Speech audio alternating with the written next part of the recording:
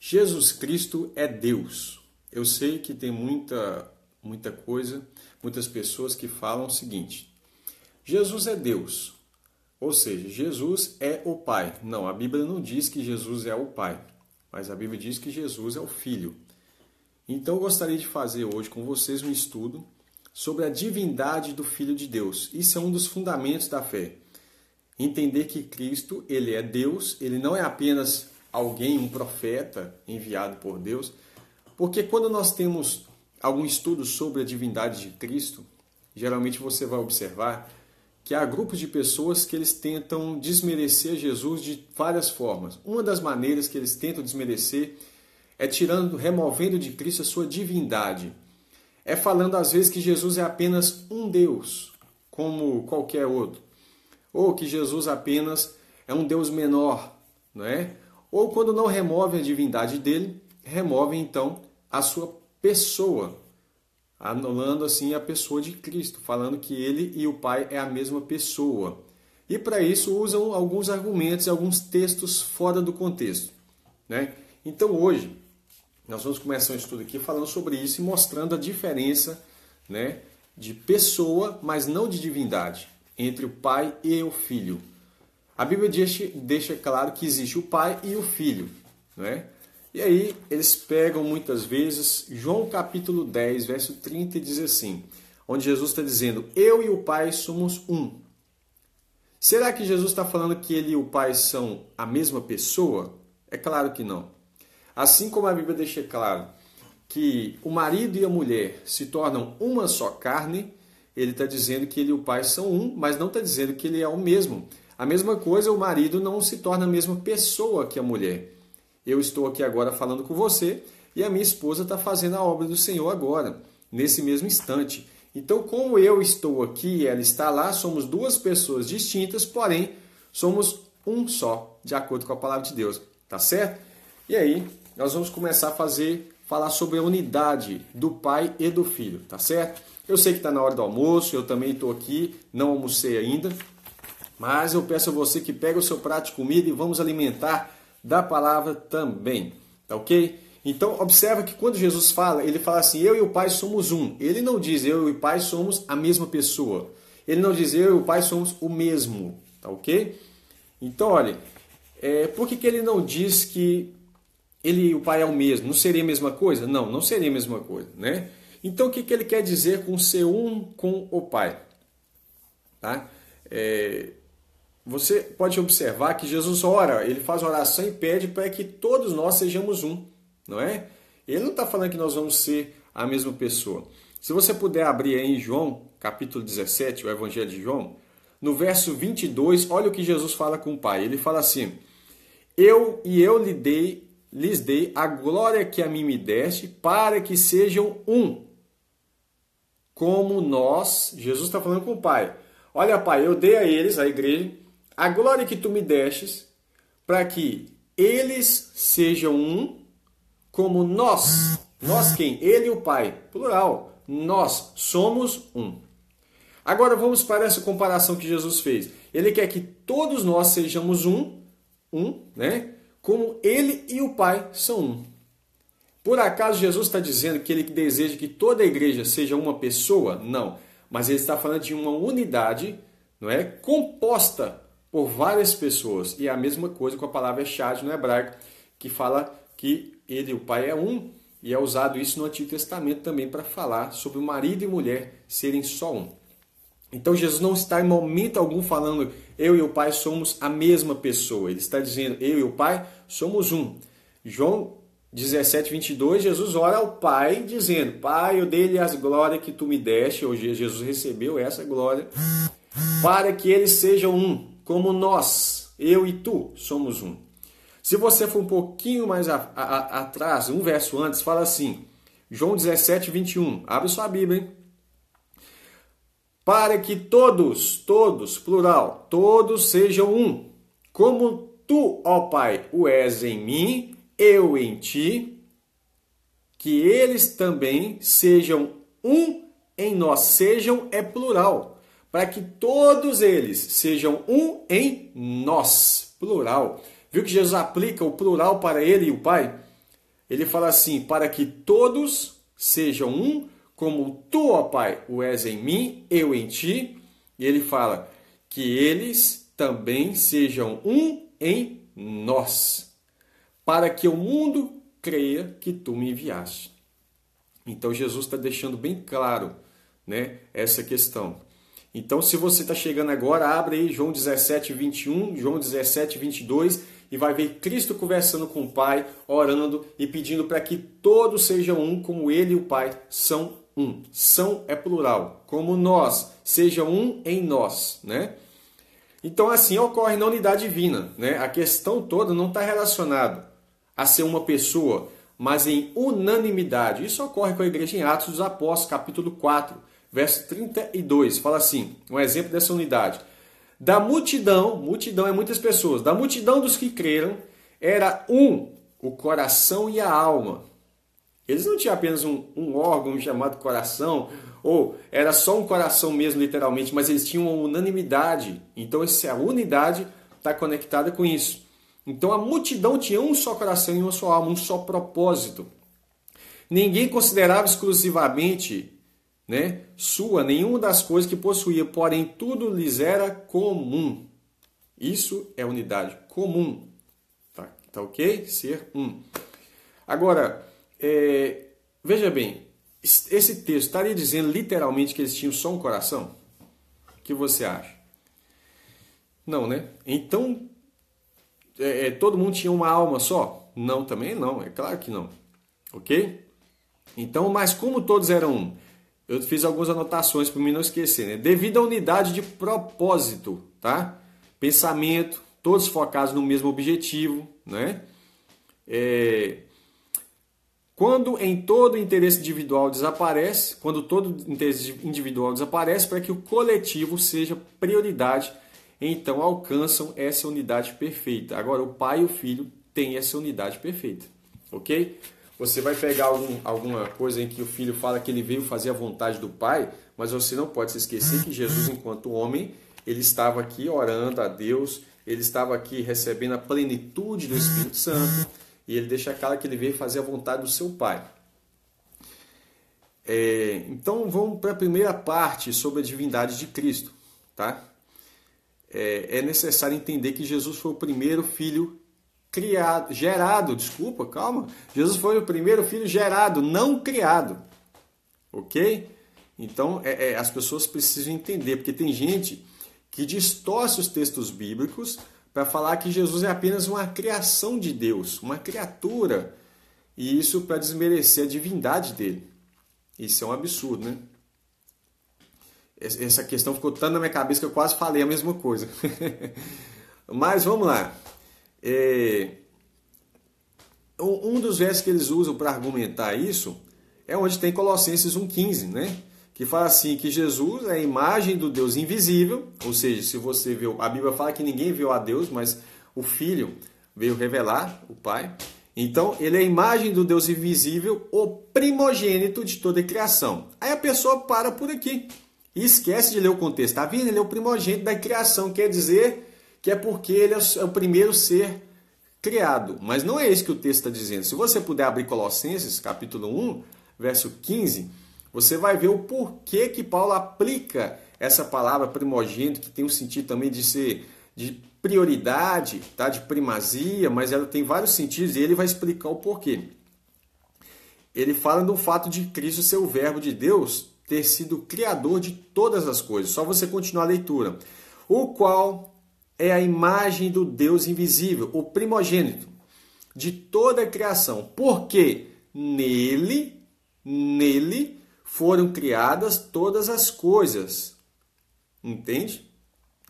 Que há nos céus e na terra, visíveis e invisíveis, sejam tronos, sejam dominações, sejam principados, sejam potestades, tudo foi criado por ele, ele é o Criador, tá? Tudo foi criado por ele e para ele, e ele é antes de todas as coisas, e todas as coisas subsistem por ele. Aí vai falar assim, e ele é a cabeça do corpo da igreja, é o princípio e o primogênito dentre os mortos, para quem... Olha que interessante, ele é o primogênito dentre os mortos. Antes de Jesus havia morrido muita gente. Né? Lázaro, por exemplo, foi um exemplo daqueles que morreram e até ressuscitado. Mas por que Jesus é a primícia dos que dormem? Por que ele é o primogênito? Porque ele foi o primeiro a ressuscitar com a vida eterna. Tá ok? E por que ele é o primeiro? Né? Para que em tudo tenha a preeminência. Tá ok? A primazia. Então, por isso que ele falou essa expressão lá. Porque foi do agrado do Pai que toda a plenitude nele habitasse. E que havendo... Olha, irmão, toda a plenitude da divindade habita em Cristo. Não tem como negar e falar que Cristo ele não tem toda a plenitude, que ele falta atributos divinos nele, que ele não... Jesus tem tudo, onisciência, onipresença, onipotência, tá? Eternidade, ele é Deus eterno. Eu sei que tem pessoas que tentam distinguir, mas ele é até Deus, mas ele não é o eterno. Jesus é eterno, ele é o eterno, ele é o todo-poderoso, tá? E aí, olha, portanto, o Filho de Deus não foi criado pelo Pai, né? Antes as Escrituras deixam bem claro que ele foi gerado. E aí você vê qual que é a diferença, tá ok? Um ser criado é feito de uma essência diferente do Criador. Jesus não foi feito de uma essência diferente do Criador, tá ok? Agora, você observa que quando alguém é gerado, ele possui as mesmas características e substâncias daquele que o gerou. Por exemplo, se eu conseguisse ter um filho sem a minha esposa, ok? Ele herdaria todas as características exclusivas minhas. O DNA dele, ele seria, vamos dizer assim, a cara do pai, não é? Mas como não é possível, eu preciso da minha esposa precisa de mim, então nosso filho sai com as características similares a um e outro. Mas Jesus, ele é exatamente igual ao Pai, tá ok? Então, isso é uma coisa para a gente estar guardando no coração. Agora eu vou continuar aqui sobre a segunda parte da divindade de Cristo. Por que é que Jesus chama Deus de Pai? Já parou para pensar nisso? Por que Jesus chama Deus de Pai? Tem um motivo, né? A paternidade dele tem um motivo. Tá? Então, para responder essa pergunta, nós precisamos ir lá na lei de Deus e entender a relação de família, onde nós temos as figuras dos pais. Tá ok? E essa figura de família é formada por um homem e uma mulher. E aí eles vão ter filhos, tá? E vai formar uma família. Enquanto o homem e a mulher são um casal, e não pode ser desprezada a questão da família, mas é a partir de um homem e de uma mulher que se tem filhos aqui no mundo. E aí, como eu falei, eles já certamente vão ficar parecidos tanto com os pais quanto com a mãe, em toda a sua essência. Agora, o filho é exatamente igual ao seu pai. Estou falando de Cristo, né? Quando os pais geram filhos, né, eles vão ter a mesma natureza do pai. É como se os filhos formassem uma extensão dos pais, tá ok? E isso é alcançado pela geração. Geração, não criação. Meu filho não foi criado por mim. Ele foi gerado pela minha esposa, por mim. Então, esse filho gerado, ele carrega as características, ok? Então, o filho não é criado de uma matéria diferente dos pais, mas ele é gerado por eles. Portanto, possui a mesma natureza, a mesma essência, a mesma substância, ok? Então, quando a Bíblia deixa claro que Cristo é gerado pelo Pai, ele não é criado de uma matéria extra, mas ele é gerado pelo Pai, né? E como a Bíblia fala que ele é eterno, ele sempre existiu no Pai, ok? Então, o filho carnal, ele tem o mesmo material, a mesma carne, o mesmo sangue, vou falar assim, o mesmo DNA, tá? Então, do mesmo modo, em relação ao Pai e ao Filho, falando de Deus, né? Olha o que Deus que está escrito em Salmo 2, verso 7. Tu és meu filho, hoje te gerei, né?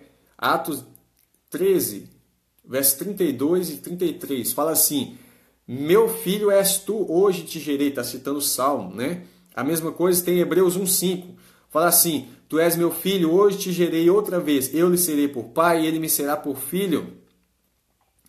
E Hebreus 5,5, tu és meu filho, hoje te gerei. Está falando de geração, não está falando de criação, né? Dessa forma, o filho é Deus. Porque filho de Deus, somente Deus, ele é Deus, né? Então ele não é criado, mas ele é gerado. Isso possui a mesma e completa substância do Pai. Negar a divindade de Cristo, irmão, é um problema grave. E tem sido modinha, né? As pessoas têm negado. E o que eu quero mostrar aqui é duas coisas hoje. Tanto a divindade quanto a personalidade, a pessoa de Cristo é distinta do Pai, tá certo? E aí nós vamos começar agora. João capítulo 1, verso 1 e 2. Diz assim: no princípio era o Verbo, e o Verbo era Deus. Desculpa, no princípio era o Verbo, e o Verbo estava com Deus. Então vou pegar o Verbo, esse dedo aqui. E o Verbo estava com Deus. E o Verbo era Deus. Então o Verbo estava no princípio, estava com Deus e também era Deus. Ele estava no princípio com Deus. Se você continuar lendo, vai falar assim: no princípio era o Verbo, e o Verbo estava com Deus, e o Verbo era Deus, né?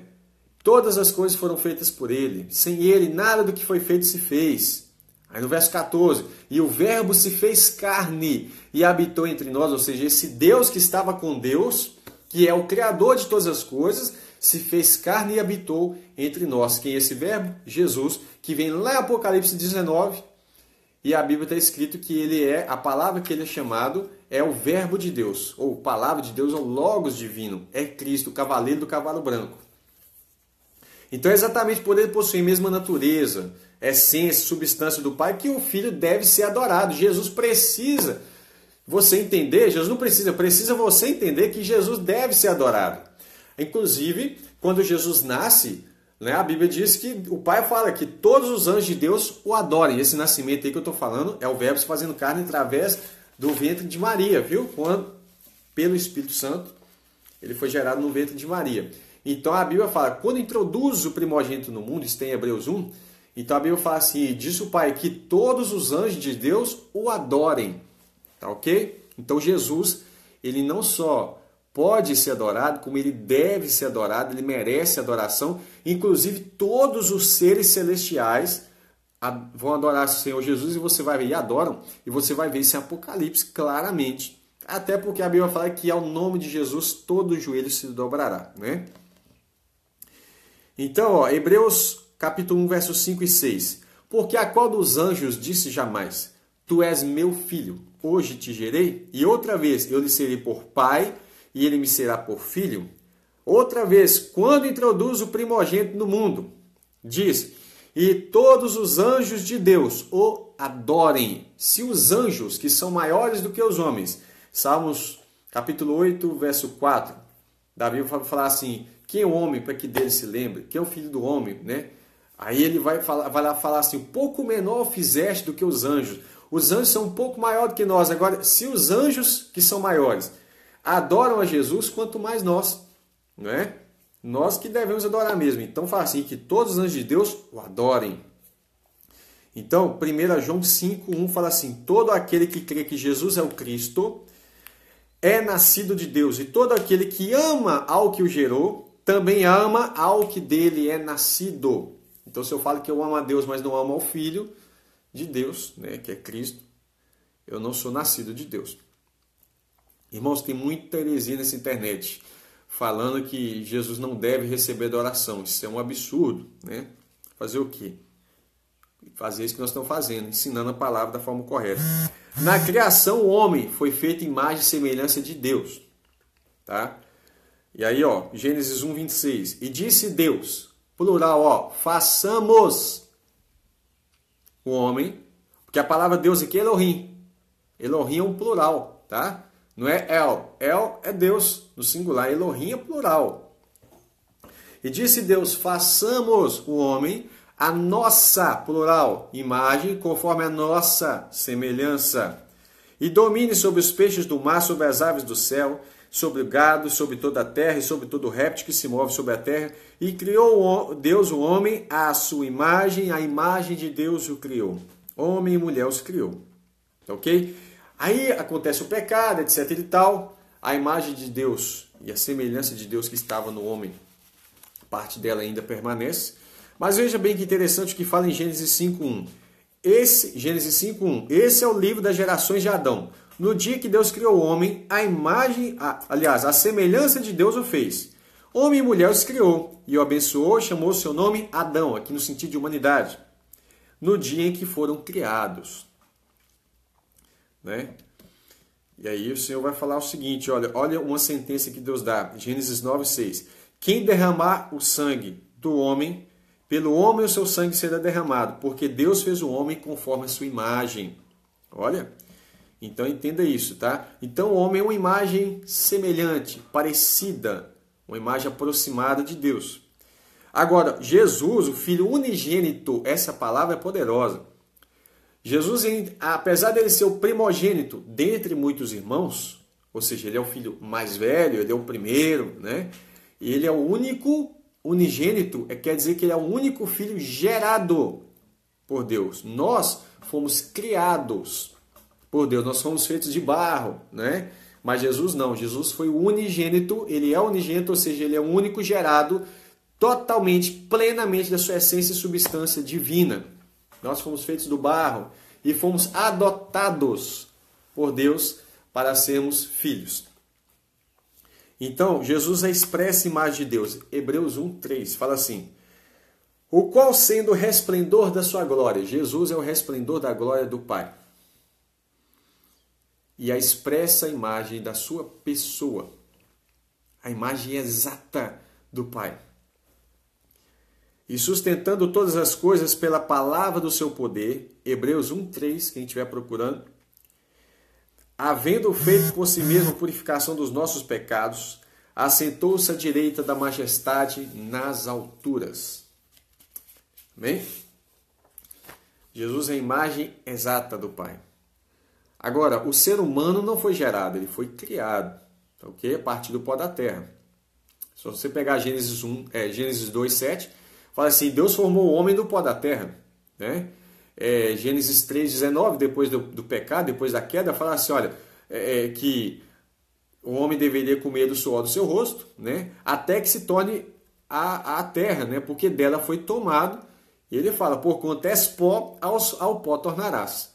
Então o homem foi formado de uma substância diferente de Deus, né? Então essa é a origem da natureza carnal, terrena, a nossa origem. Agora, Jó, capítulo 10, verso 9, fala assim, peço que te lembres de como de barro me formastes e me farás voltar ao pó. A essência do homem é pó. Tá? Jó 34:14 fala assim, se eu pusesse se ele, Deus, né, pusesse o seu coração contra o homem e recolhesse para si o seu espírito e o seu fôlego, toda a carne juntamente expiraria e o homem voltaria para o pó. Como Tiago fala que o corpo sem espírito está morto, né? Eclesiastes 12:7 fala assim, e o pó volte à terra como era, e o espírito volte a Deus que o deu. Eclesiastes 3:20, todos vão para um lugar. Ele falando sobre as coisas que ele estava observando debaixo do sol. Eclesiastes é um livro para explicar o que ele observava das coisas que ocorriam debaixo do sol. Então ele fala, eu estou observando que a mesma coisa que acontece com o animal, acontece com o homem. Morreu e vai para a terra. Né? Então ele fala assim, todos foram feitos do pó e todos voltarão ao pó. Entretanto, nós temos uma promessa de Cristo, tá? 1 João 3:2. Amados, agora somos filhos de Deus e ainda não é manifesto o que havemos de ser. Mas sabemos que quando Ele se manifestar, seremos semelhantes a Ele, assim como o veremos. Lembra que eu tinha feito um estudo sobre a ressurreição, né? 1 Coríntios, Paulo deixa claro que se há corpo espiritual, há também corpo... Aliás, se há corpo material, corpo terreno, há também corpo espiritual, certo? Mas em que consiste essa semelhança? Tá?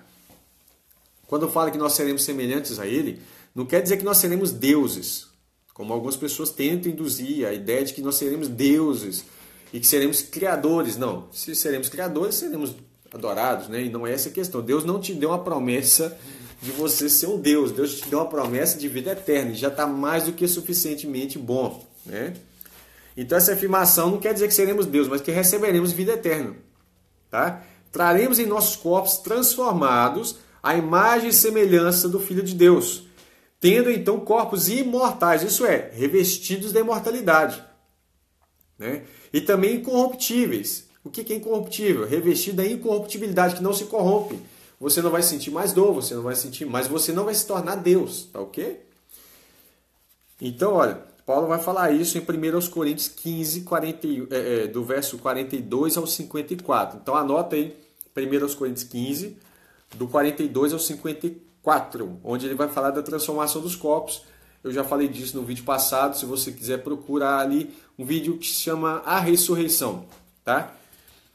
Ele vai explicar esse detalhe muito detalhado, né? Muito detalhado, né? Vai explicar esse assunto detalhadamente. Então, a promessa que Deus nos fez é essa, a vida eterna. 1 João 2,25. E isso inclui, né, obviamente, apenas aqueles que nascerem de novo. Tá? Então, olha, para você ver o que Jesus fala com Nicodemo, João 3,3. Fala assim, Jesus respondeu e disse, na verdade te digo, que aquele que não nascer de novo, não pode ver o reino de Deus. Pode nem ver, né? Já no João 3, 5 até o 7, ele fala de novo com Nicodemos. Você não pode nem ver. Agora ele fala assim, na verdade te digo que aquele que não nascer da água e do Espírito não pode entrar no reino de Deus. O que é nascido da carne é carne, e o que é nascido do Espírito é Espírito. Não te maravilhes de ter dito, necessário é nascer de novo. Né? Então, espiritualmente, quando você nasce de novo, você já tem o passaporte para a transformação do seu corpo, né, meu irmão? Aí ele fala com Nicodemos, olha, se eu te falei as coisas terrenas e você não creu, quanto mais se eu te falar as coisas espirituais, né? Então, por isso, essa nova criatura passa a ser gerada por meio do Filho, o Verbo, por meio da palavra. Essa palavra ela vai gerando em nós uma nova criatura. E isso vai culminar até a transformação dos nossos corpos lá. Tiago 1, 17 e 18. Toda boa dádiva e todo dom perfeito vem do alto, descendo do Pai das luzes, em que não há mudança nem sombra de variação. Segundo a sua vontade, ele nos gerou pela palavra da verdade, para que fôssemos como primícias das suas criaturas. Então, quando a Bíblia fala que nós estamos sendo gerados, né, que nós nascemos de novo, é porque agora, né, Jesus fala assim, olha, ide, portanto, por todo mundo, pregar o evangelho a toda criatura. Quando essa criatura converte, recebe o Espírito Santo, então ele é filho, ele se torna filho, está sendo gerado nele o que? A filiação divina, ok? Só que, lembrando, Jesus não é apenas o primogênito, como ele é o unigênito, tá? Então eu queria mostrar Cristo para você como Criador, porque é um dos argumentos a qual o Senhor usa para que ele seja digno de adoração e que ele criou todas as coisas. E quem tenta falar que Jesus não pode ser adorado, ele fala justamente o contrário. Fala que Jesus não é o Deus Criador. Mas vamos ver então o que a Bíblia fala, né? Que tudo foi criado por Deus Pai, por intermédio e por participação do Filho. Falando de Cristo, então olha, João 1,3 eu já li, todas as coisas foram feitas por Ele, por Jesus, tá? Pelo Verbo. E sem Ele nada do que foi feito se fez. A mesma coisa ocorre lá em Colossenses. Mas vamos ver aqui também Hebreus 1,2. Havendo Deus antigamente falado muitas vezes, de muitas formas, de muitas maneiras, aos pais pelos profetas, a nós falou-nos nesses últimos dias pelo Filho, a quem constituiu herdeiro de tudo, por quem fez também o mundo. Olha, o Pai fez o mundo por meio do Filho. Agora, Hebreus 1:8 a 10 fala assim, mas do Filho diz, olha o que o Pai está falando do Filho. Eu vejo algumas pessoas abusadas falar que Jesus não é Deus. Mas olha o que o próprio Deus diz. Mas do Filho diz, ó Deus. Está falando isso sobre o Filho. O teu trono subsiste pelos séculos dos séculos. Cetro de equidade é o cetro do seu reino. Amaste a justiça e odiaste a iniquidade. Por isso, Deus, o teu Deus, te ungiu com óleo de alegria mais do que os teus companheiros. E tu, Senhor, está falando do Filho, Jesus, Senhor. O Pai chama ele de Deus, chama ele de Senhor. No princípio, fundaste a terra, e os céus são as obras das tuas mãos. Tá certo? Os céus são obra das tuas mãos. Está falando que ele é o Criador de todas as coisas. Irmãos, quanto a essa questão de ele ser... Olha para você ver. Vou continuar aqui. Colossenses 1, 16, 17 fala assim, porque nele, em Cristo. Foram criadas todas as coisas que há nos céus e na terra, visíveis e invisíveis, sejam tronos, dominações, sejam principados, potestades, tudo foi criado por Ele e por Ele. Ele criou e para Ele. Ele é antes de todas as coisas e todas as coisas subsistem por Ele. Como você fala que Ele não pode ser adorado. É um absurdo, é uma heresia, é diabólico falar isso, né? Agora,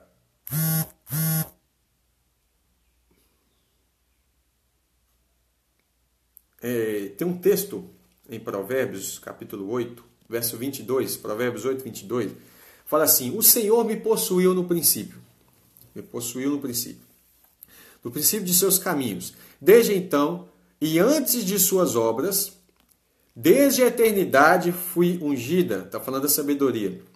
Desde o princípio, antes do começo da terra, quando ainda não havia abismos, fui gerada. Gerada. Quando ainda não havia fontes carregadas de águas. Antes que os montes se houvessem assentado, antes dos outeiros, eu fui gerada. Ele ainda não tinha feito a terra, nem os campos, nem os princípios do pó do mundo. Né? Isso tem Provérbios 8, 22 a 26. Se alguém quiser ver Isaías 40, 12, 48, 12, 13. Mas eu quero ler aqui o verso 30 de Provérbios 8. Fala assim: então eu estava com ele e era o seu arquiteto. Né?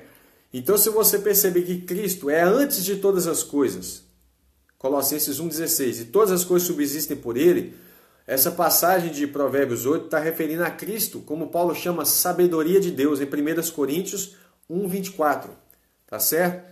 Você vai ver alguns pronomes que são usados para falar sobre a pluralidade divina.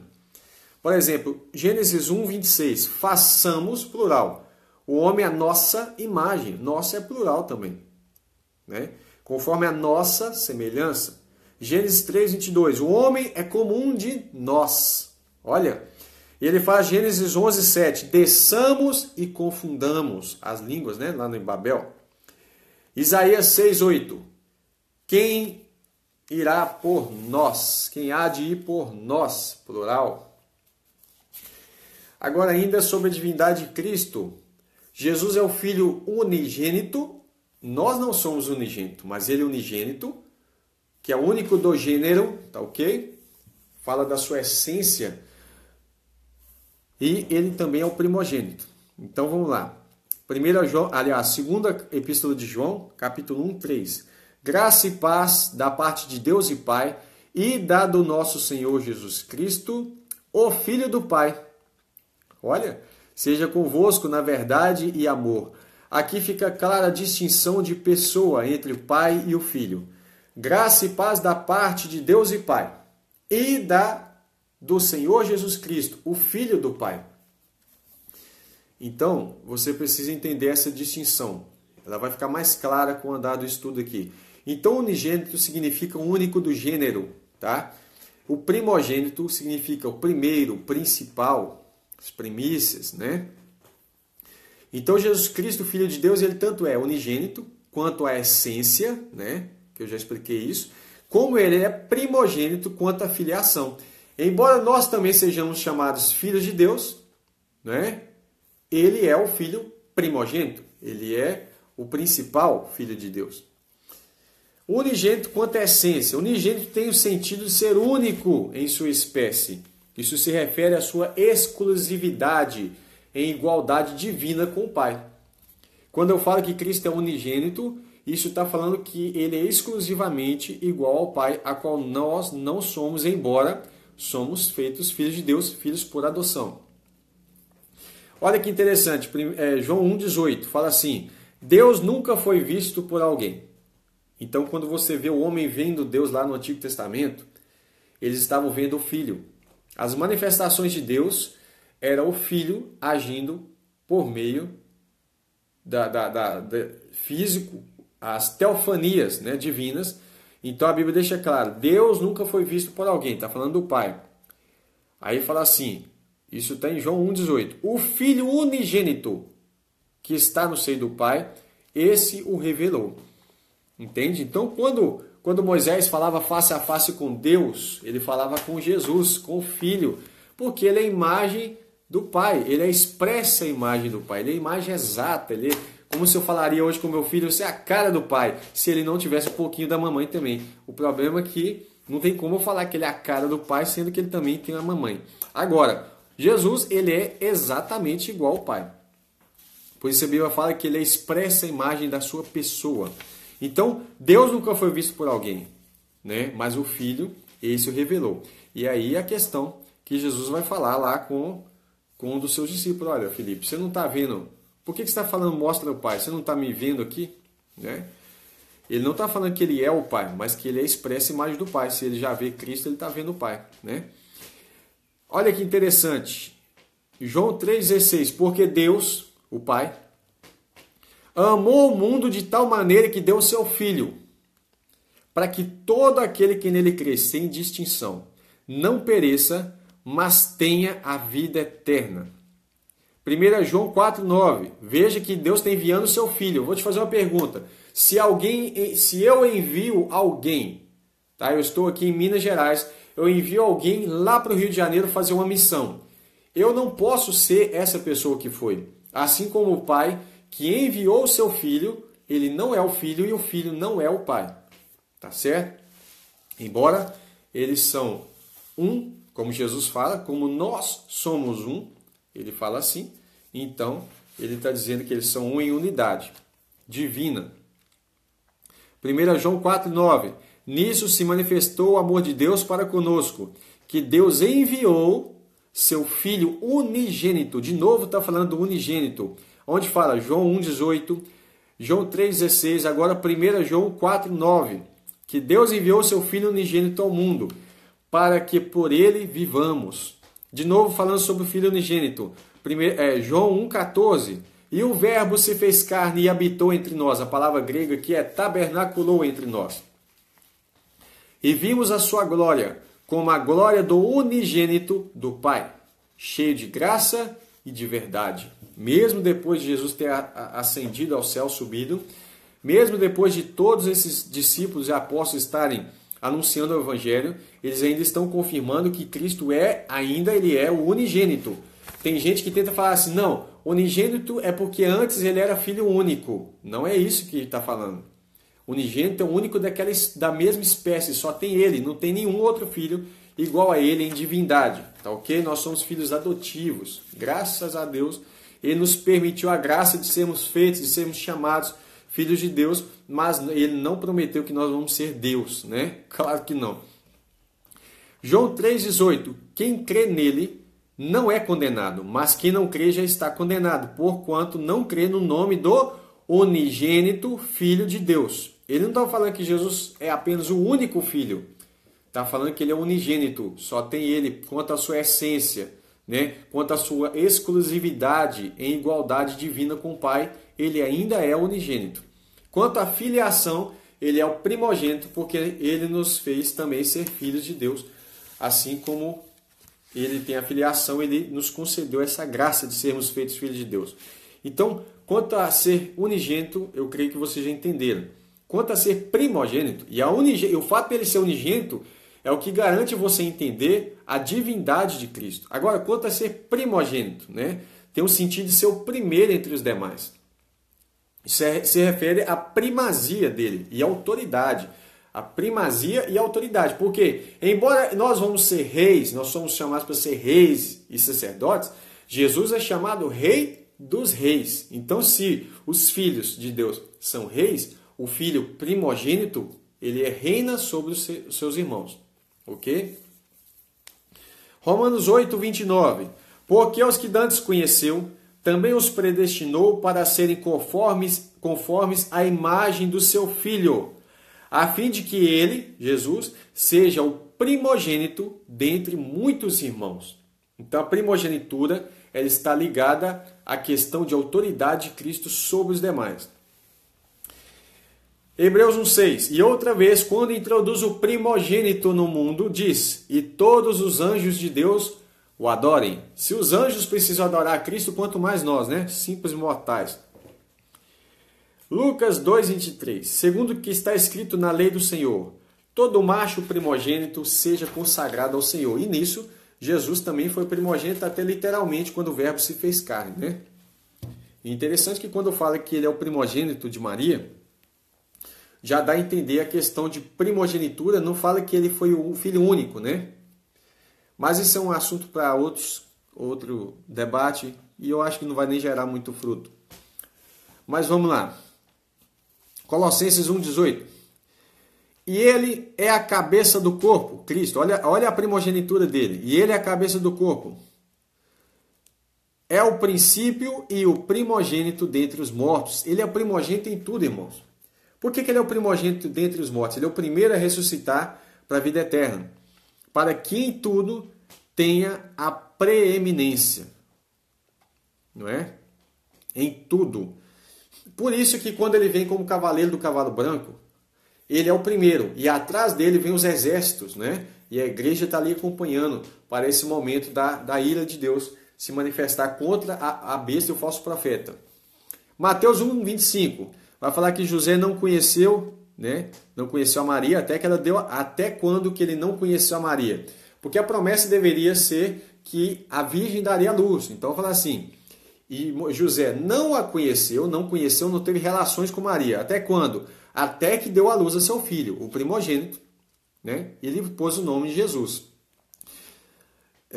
Não é errado uma mulher casada ter relações, pelo contrário, é até um mandamento, né? Lucas 2,7. E deu à luz a seu filho primogênito, de novo, olha, envolvendo em pano, deitou numa manjedoura, porque não havia lugar para eles na estalagem. A palavra primogênito aqui aplicada na questão até da humanidade, na questão de ser o primeiro da Maria, que era virgem, ela já te indica um sinal, né, sobre se ele é o primogênito, ele é o primeiro, tá? Zacarias 12:10 fala assim: mas sobre a casa de Davi, sobre os habitantes de Jerusalém, derramarei o espírito da graça e de súplicas, e olharão para mim, a quem transpassaram, e prantearão sobre ele, como quem pranteia pelo filho unigênito, e chorarão amargamente por ele, como se chora amargamente pelo primogênito. Né? E o último que eu vou colocar aqui é Apocalipse 1,5. E da parte de Jesus, que é a fiel testemunha, o primogênito dentre os mortos, e o príncipe, ou principal dos reis da terra, aquele que nos amou, e em seu sangue nos lavou dos nossos pecados. Então Cristo está reforçando que ele também é primogênito dentre os mortos. Agora, Jesus é o alfa, o ômega, o princípio, o fim. E digo mais, o Deus Todo-Poderoso. Jesus é o Deus Todo-Poderoso. Ele não é o Pai, só que ele exerce todo o poder que o Pai, né? Que ele e o Pai exercem juntamente. Apocalipse 1,8. O Pai diz assim: eu sou o alfa e o ômega, ou primeiro e último. Alfa é a primeira letra do alfabeto grego e o ômega é a última letra. E aqui o Pai está dizendo: eu sou o alfa e o ômega, diz o Senhor Deus, que era, que é e que há de vir, o Todo-Poderoso. Já o Filho, Apocalipse 2,8, ao anjo da igreja de Esmirna escreve, isso diz, Jesus dizendo, o primeiro e o último, que foi morto e reviveu. Jesus é o primeiro e último, como o Pai é o primeiro e último, embora ele não é o Pai. Apocalipse 22:13 fala assim, Jesus, eu sou o alfa e o ômega, o primeiro e o derradeiro, o princípio e o fim. Jesus é Deus Todo-Poderoso, como o Pai é também, porque ele é a essência e substância do Pai. Ele é o Filho unigênito do Pai, ele é Deus e ele deve ser adorado. Apocalipse 4:11, digno és, Senhor, olha, de receber glória e honra e poder, porque tu, Jesus, criaste todas as coisas por sua vontade, são e foram criadas. Jesus é o Deus Criador, irmãos. Eu sei que tem muita heresia aí na internet falando que Criador é só o Pai, que eterno é só o Pai. Algumas pessoas tentam tirar a divindade de Jesus e tem algumas pessoas dizendo que é proibido adorar ao Filho. Isso é absurdo.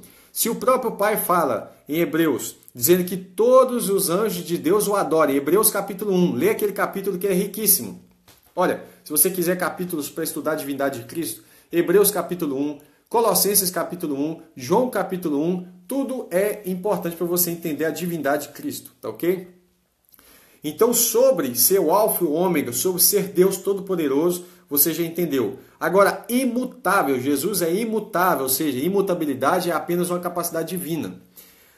Hebreus 13, 8 fala assim, Jesus Cristo é o mesmo ontem e hoje e eternamente.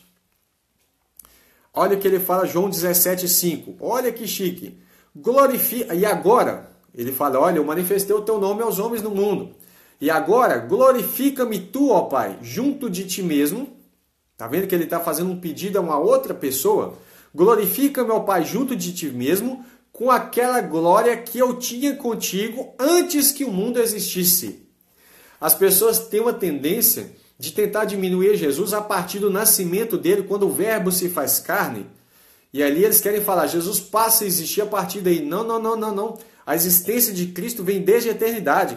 Ele fala, glorifica meu Pai com a glória que tinha contigo antes que o mundo existisse, porque foi Cristo que criou o mundo. O mundo não veio primeiro do que ele. Não é? Então, Mateus 28, 18. E chegando-se Jesus, falou-lhe dizendo, é-me dado de volta, né? Todo o poder no céu e na terra. Também fiz um estudo sobre isso. No canal você vai achar lá sobre, e inclusive o título está falando sobre Apocalipse 12. Por que era necessário o verbo se fazer carne? Tá ok? Então você já sabe que Jesus Cristo também, ele tem o poder, todo o poder. O filho herdou o nome do pai. Olha que coisa interessante. O meu filho, quando ele nasce, eu vou lá registrar ele no cartório e eu quero colocar o meu nome, certo? Ou seja, o meu sobrenome eu coloco nele. Jesus, ele herdou. O que é herança? Herança é algo que o pai dá para o filho, certo? Então aqui você vai ver Jesus herdando o nome do pai. Hebreus 1, 4. Tendo se tornado tão superior aos anjos, tão superior, que herdou mais excelente nome do que eles. Tá ok?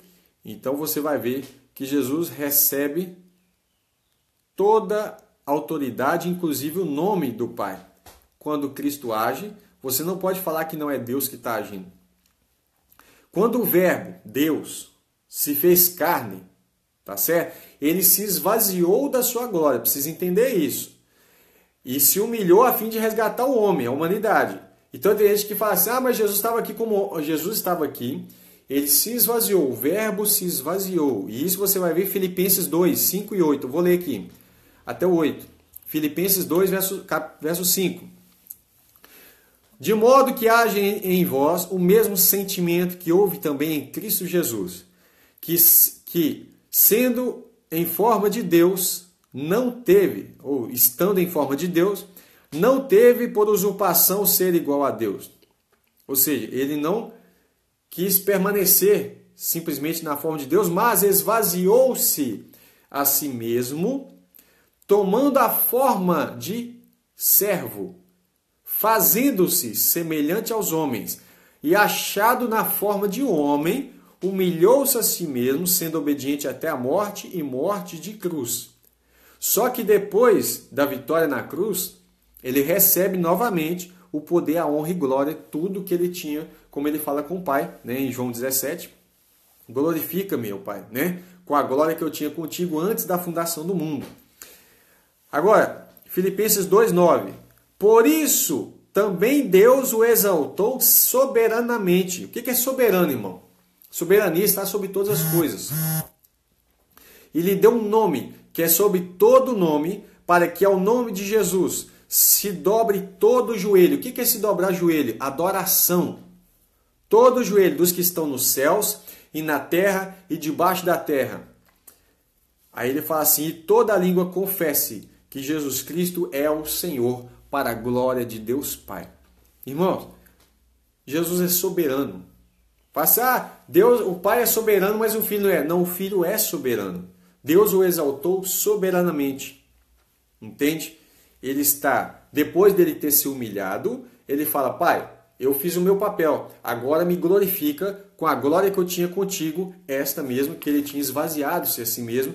Ele veio, se humilhou, o verbo se fez carne, ele sofreu por nós, venceu, ele resgatou o poder que o homem havia perdido, né, na terra, Isso aí seria bom você ver lá, como eu falei no canal, o vídeo Apocalipse 12, tá? Porque era necessário o verbo se fazer carne, ou Cristo se fazer em carne. Apocalipse 5:12. Olha para você ver a adoração de Jesus Cristo recebendo dos seres celestiais. Que com grande voz diziam, Apocalipse 5:12, digno é o Cordeiro que foi morto, que é esse Jesus Cristo, de receber poder e riquezas e sabedoria e força e honra e glória e ações de graça. E ouvi a toda criatura que está no céu e na terra e debaixo da terra e que estão no mar e a todas as coisas que neles há, dizer ao que está sentado sobre o trono e ao Cordeiro, que é Jesus, sejam dadas as ações de graças e honra e glória e poder para todos sempre. Por isso que ele fala todo poder. E os 4 animais diziam, amém. E os 24 anciãos prostraram-se, ajoelharam-se e adoraram ao que vive para todos sempre. Quem é esse? Jesus. Lembra que ele fala que ele é aquele que vive para todos sempre. Jesus. Adorado por todos que estão no céu, na terra, embaixo da terra. Até, irmãos, todos vão adorar Jesus. Todos. Vão se prostrar, vão ter que confessar que Ele é o Senhor, que Ele é que manda, né? Até esses que ficam aí na internet falando que não pode adorar Jesus, né? Continuando aqui, Apocalipse 1:18. Jesus falando, eu que vivo, ele falando, eu sou aquele que vivo e fui morto. Mas eis aqui estou vivo para todo sempre. Por isso que lá está falando assim, adoraram ao que vive para todo sempre. E Jesus fala, estou vivo para todo sempre, amém. E eu tenho as chaves da morte e do Hades, né? Ou alguma tradução pode estar do inferno. 1 João 5:20. E sabemos que já o Filho de Deus é vindo e nos deu entendimento para conhecermos o que é verdadeiro e no que é verdadeiro estamos, isto é, em seu Filho Jesus. Este é o verdadeiro Deus e a vida eterna. Ó, que coisa, né? Que coisa chique. Estamos em seu Filho Jesus. Este é o verdadeiro Deus e a vida eterna. Mateus 4:10. Então disse-lhe Jesus, vai-te, Satanás, porque está escrito, ao Senhor teu Deus adorarás. Proscúneo, no grego. E a ele servirás. Irmão, só pode adorar a Deus. Jesus fala com Satanás, está escrito, só pode adorar a Deus. E Jesus vai e recebe a adoração. O Pai fala que tem que adorar o Filho. Fala para os anjos adorar o Filho. E Apocalipse está recheado de textos falando que toda criatura que há no céu, na terra e debaixo da terra vão adorar a Jesus Cristo, o Filho de Deus, para a honra de Deus Pai, para a glória do Senhor Jesus. Hebreus 1:6, então se só pode adorar a Deus, Hebreus 1:6 fala, e outra vez, quando introduz o primogênito no mundo, o Senhor Deus diz, e todos os anjos de Deus o adorem. Os anjos começaram a adorar. Lembra que os anjos estão, quando Jesus nasce, os anjos estão cantando lá e falam assim, glória a Deus nas alturas, hosana, hosana, né? E paz aos homens na terra, paz aos homens de boa vontade. Os anjos estão adorando a Jesus ali naquele momento. Davi, o Deus de Davi é Yeshua, Jesus, em hebraico, né? Aí eu não quero entrar em questão da pessoa falar sobre, não pronuncia Yeshua e Yehoshua, isso aí é um debate para vocês, eu não estou preocupado com isso não. O que eu quero que você entenda é que Jesus é o Deus de Davi a qual Davi se referia, tá? Então quando eu falar nesse trecho aqui do vídeo, Yeshua é o nome de Jesus em hebraico. Nós estamos usando o termo Yeshua aqui só com o propósito de apresentar Jesus no Velho Testamento, tá? Então vamos lá. Jesus é aquele que anda nos 7 castiçais de ouro, tá? Olha que coisa linda, tá? Salmo 102, verso 24. Dizia eu, Davi dizendo, meu Deus, olha com quem Davi está falando, não é com o pai, é com o filho. Dizia eu, meu Deus, não me leves no meio dos meus dias, os teus anos são por todas as gerações, ou seja, o Senhor é eterno. Desde a antiguidade fundaste a terra, Jesus fundou a terra, e os céus são as obras das tuas mãos, ou seja, Ele é criador. Então você tem que adorar o Deus Criador. Eles, os céus e a terra, perecerão, mas tu permanecerás, ou seja, Cristo é eterno. Todos eles se envelhecerão como um vestido, como roupas mudarás, e ficarão mudados. Porém, tu és o mesmo. Jesus Cristo, Hebreus 13:8, Jesus Cristo é o mesmo ontem, hoje e eternamente. Né? Ele fala assim, tu és o mesmo, e os teus anos nunca terão fim. Ou seja, a imutabilidade de Deus. Os anos de Cristo não têm fim. Agora, esse texto que Davi está falando é uma declaração do Pai a respeito do Filho. Né? É Hebreus 1:8, abre lá. E chama o Filho de Deus. Veja o que o Pai diz a respeito de Yeshua. Hebreus 1:8. Mas do Filho, o Pai dizendo, diz, ó Deus, o teu trono subsiste pelo século dos séculos. Cetro de equidade é o cetro do seu reino. Então o Deus que Davi está falando ali é quem? É Jesus. Tá certo? Jesus no Antigo Testamento. Tem muitas referências do Filho de Deus no Antigo Testamento. Veja que Davi falava de Jesus quando citava o Salmo, né? Ao seu Deus. Hebreus 1, 10 e 12. Ainda sobre esse Salmo. Eu li aqui o Salmo 102, verso 24 a 27. Deus está falando do Filho. Olha o que ele está falando ainda. Hebreus 1, 10, 12. Ainda no princípio, Senhor. Olha, chamado Senhor. E a Bíblia fala assim, eu sou o Senhor, e fora de mim não há Salvador. Jesus, ele tanto é Senhor como Salvador, mas ele não é fora do Pai, porque os dois são um. Mas na verdade não é uma pessoa. Ele fala, eu e o Pai somos um. Fora disso, não há salvação. Ainda no princípio, Senhor, Hebreus 1, 10, lançaste os fundamentos da terra, Jesus lançou, e os céus são as obras das tuas mãos, eles perecerão, tu, porém, permaneces. Sim, todos eles, céu e terra, envelhecerão como veste. Também qual manto os enrolarás, e como veste serão igualmente mudados. Tu, porém, és o mesmo, e os teus anos não têm fim. Jesus é o Deus de Davi, qual ele se referia. Salmo 104, verso 4 a 5. Davi falando também mais uma referência a Cristo, só que ele fala Deus. E Jesus é Deus. Faz dos seus anjos espíritos e dos seus ministros um fogo abrasador. Lançou os fundamentos da terra. Ela não vacilará em tempo algum. Agora Hebreus 1, verso 6 a 8 está falando de Jesus.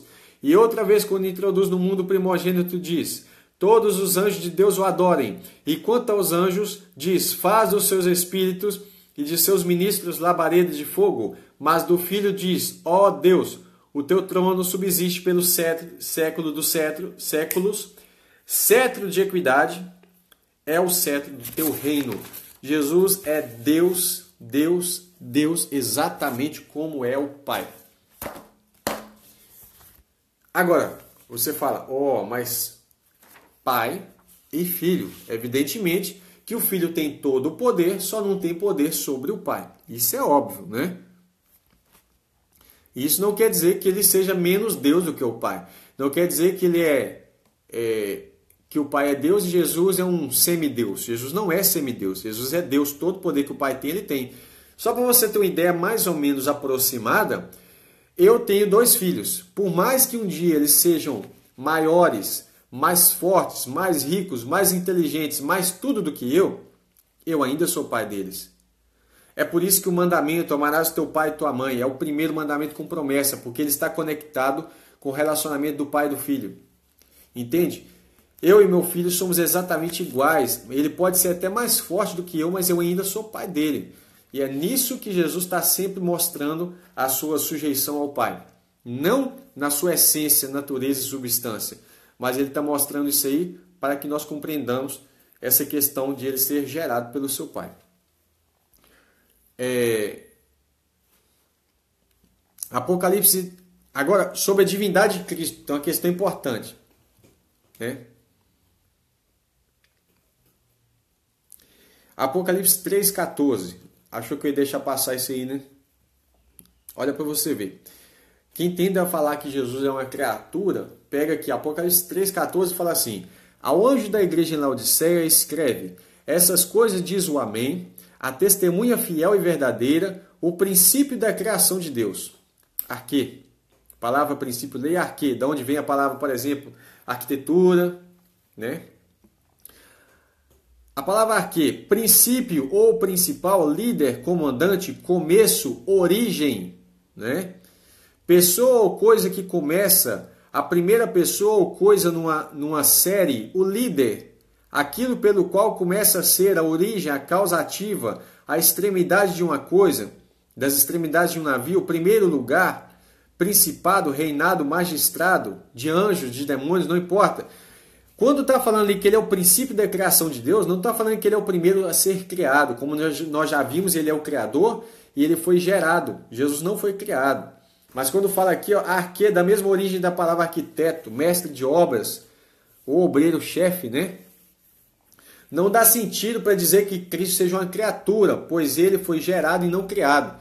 E as pessoas ignoram tudo isso que nós falamos aqui hoje para tentar falar que Jesus é uma criatura. E por absurdo que pareça, tem gente que usa o seguinte argumento: e amaram mais a criatura do que o Criador, querendo dizer que você ama mais a Jesus como criatura do que ao Pai como Criador. Ignora que Jesus é Deus Todo-Poderoso, Criador de todas as coisas. O primeiro e o último, o princípio e o fim, o alfa e o ômega, né? Ignoram tudo isso que foi falado para tentar usar, distorcer um contexto. A palavra arquê aqui não tem nada a ver com isso, mas não dá sentido para isso. Ó. Observe que a palavra arquê é usada para definir a primeira posição em autoridade, ou a origem das coisas, não é? Um exemplo aqui, você vai ter anjo, a palavra anjo, e quando coloca o arquê antes, fala assim, arcanjo, ou seja, o principal dos anjos, tá? E aí, quem é o Senhor dos senhores? Jesus, não é isso? Agora vamos ver no Antigo Testamento, Moisés. Deuteronômio 10, 17. Pois o Senhor vosso Deus, Deus é para ser adorado? Sim. Moisés está falando, o Senhor vosso Deus. Vamos ver de quem que Moisés está falando. É o Deus dos deuses. É o Senhor dos senhores. Isso aqui é Jesus, irmão. O Deus grande, poderoso e temível, porque não faz acepção de pessoas, nem aceita suborno. Quer ver isso aqui mais ainda? Salmo 136, 3. Rendei graças ao Senhor dos senhores. Isso é Jesus. Porque a sua misericórdia dura para sempre. Olha Paulo falando a Timóteo, 1 Timóteo 6,15. A qual em suas épocas determinadas há de ser revelada pelo bendito e único soberano, o Rei dos reis e Senhor dos senhores. Quem será esse? Apocalipse 17, 14. Pelejarão eles contra o Cordeiro, a besta, o falso profeta e seus exércitos. E o Cordeiro os vencerá. Cordeiro é Jesus, né? Não tem como tirar. Pois é o Senhor dos senhores e o Rei dos reis. Vencerão também os chamados, eleitos e fiéis que se acham com eles. Como Moisés tinha falado em Deuteronômio 10, 17, diz que o Senhor, Deus, é o Senhor dos senhores. Esse é Jesus Cristo, o Deus de Israel, o Deus de Davi, o meu Deus, o Deus de todos aqueles que creem no nome do Filho do Senhor Jesus. Do Senhor Deus, né? O nome de Jesus, Filho de Deus. Deixa eu ler esse versículo aqui para mim não ficar na minha palavra, para a gente entender. Isso tem 1 João. 1 João.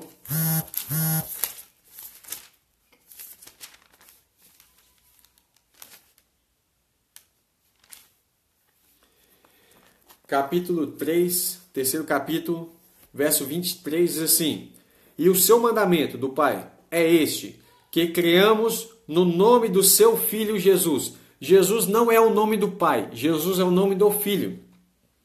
Creiamos no nome do seu Filho Jesus Cristo e nos amemos uns aos outros, segundo o seu mandamento.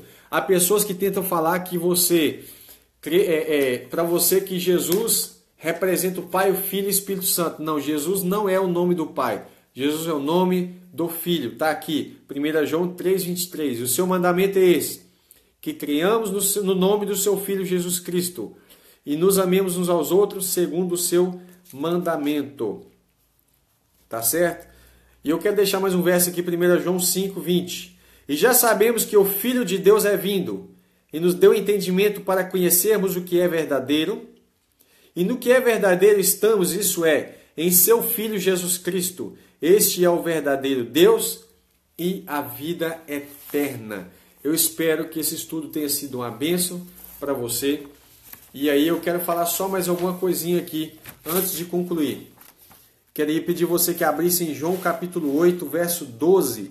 João 8, 12. Olha, João 14, João 17, João 15 mostra muito bem, claramente, a distinção entre o Pai e o Filho. E a unidade deles também. Fala assim, olha, João capítulo 8, verso 12 a 19. Falou-lhe, pois, Jesus outra vez, dizendo, eu sou a luz do mundo. Quem me segue não andará em trevas, mas terá a luz da vida. Ele falou, eu sou a luz do mundo. Olha o que os fariseus falaram com ele. Tu testifica de ti mesmo, ou seja, você está dando testemunho, isso é você que está falando.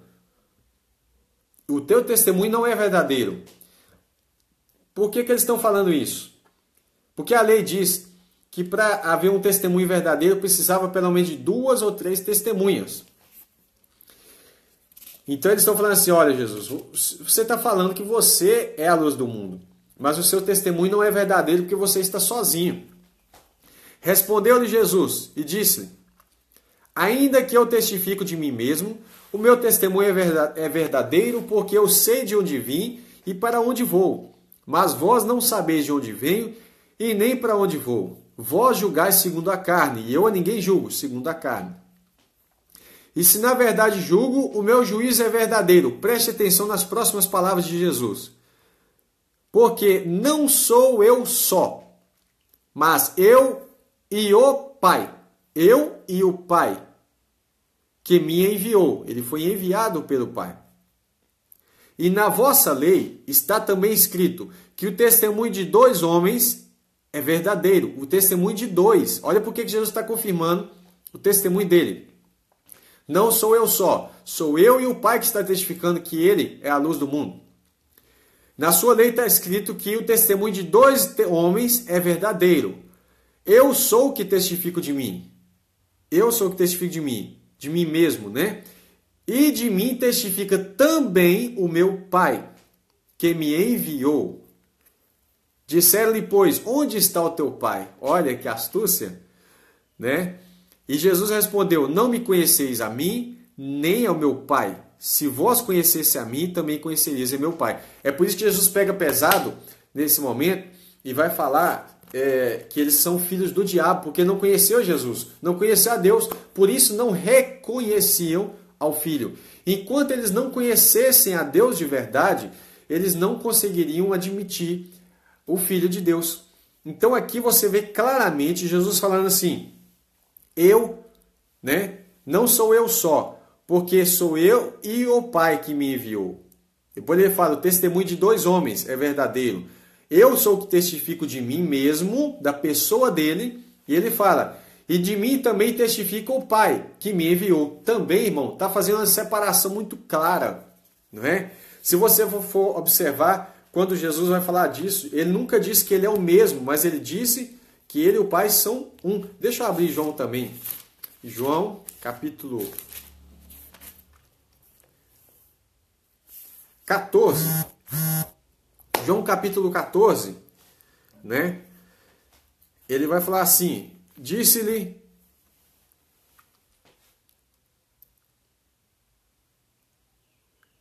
João 14, verso 5. Disse-lhe Tomé, Senhor, nós não sabemos para onde vais, como poderemos saber o caminho? Disse Jesus, eu sou o caminho e a verdade e a vida. Ninguém vem ao Pai senão por mim. Percebeu que ele falou ninguém vai? Ele não fala ninguém vai, ele fala ninguém vem, porque o Pai estava nele e ele no Pai. Se vós me conhecessem a mim, também conhecereis ao meu Pai. Já desde agora o conheceis e o tendes visto. Porque o que a Bíblia diz? Que ninguém viu a Deus, o Filho, que está no seio do Pai, é o que revelou. Disse-lhe Filipe, Senhor, mostra-nos o Pai, o que nos basta. Disse-lhe Jesus, eu estou há tanto tempo convosco e não me tendes conhecido, Filipe. Quem vê a mim vê o Pai. Por quê? Porque ele é a expressa imagem de Deus. Como dizes tu, mostra-nos o Pai. Não crê tu que eu estou no Pai e o Pai está em mim? As palavras que eu vos digo, não digo de mim mesmo. Olha a distinção. Aí ele fala, não digo de mim mesmo, mas o Pai que está em mim é quem faz as obras. Crede que eu estou no Pai e que o Pai está em mim? Credes ao menos por causa das mesmas obras. Na verdade, vos digo que aquele que crê em mim também fará as obras que eu faço e fará maiores do que estas, porque eu vou para o meu Pai. Jesus está falando, eu estou indo para lá, meu Pai está lá. Eu vou para o Pai. E ele fala, e tudo que pedis em meu nome, eu farei para que o Pai seja glorificado no Filho. Se me amais, guardai os meus mandamentos. Olha para você ver verso 20. Naquele dia, conhecereis que estou em meu Pai, vós em mim e eu em vós. Aquele que tem os meus mandamentos e guarda, esse é o que me ama. E aquele que me ama será amado do meu Pai, e eu o amarei e me manifestarei a ele. Verso 23. Olha que interessante. Jesus respondeu e disse, se alguém me ama, guardará a minha palavra. E o meu Pai o amará. E viremos, plural, viremos. Quem viremos aí? O Pai e o Filho. Viremos para ele e faremos nele morada por meio do Espírito Santo. É só você ler o verso 16 e 17. Como que o Pai e o Filho vêm habitar em mim, em você, que recebeu o Senhor Jesus no coração? Viremos e faremos nele morada por meio do Espírito Santo. Tá ok? Então, irmãos, o que Jesus está falando aqui, ele deixa bem clara essa distinção. Essa unidade e distinção. E agora, só para complementar aqui, para concluir, João 17,